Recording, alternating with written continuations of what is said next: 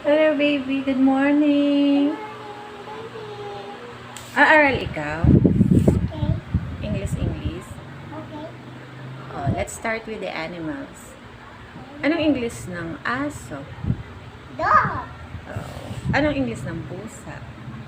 Cat. Anong English ng kambing? Kambing, bebe. Goat. Anong English ng kabayo? Horse. Anong English ng manok? Chicken. Anong English ng ibon? Bird. Anong English ng baka?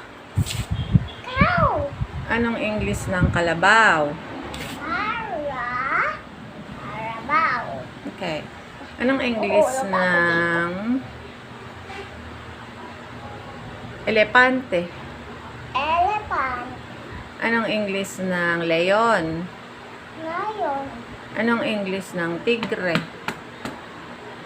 Tiger. Okay. Ano pa? Anong English ng butiki? Lizard. Anong English ng palaka? Frog. Frog. Okay. Sa body parts naman. Anong English ng ulo? Head. Head. Head. Your head.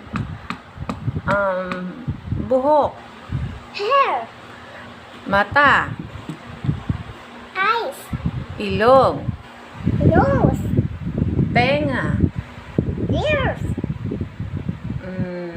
Ngipin. Teeth. Labi. Tongue. Oh, no. Labi. Lips. Yeah. Dila. Yung sinabi ko kanina. Yeah. Kamay. Hands. Paa. Feet. Okay. Anong English ng bintana? Window. Pintuan. Door. Door, mama. Okay. Kwarto. Room. Room. Okay. Kama. Bed. Aha. How about upuan? Chair. How about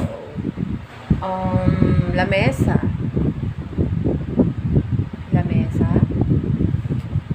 Huh? How you forgot? Lamesa. Te. Table.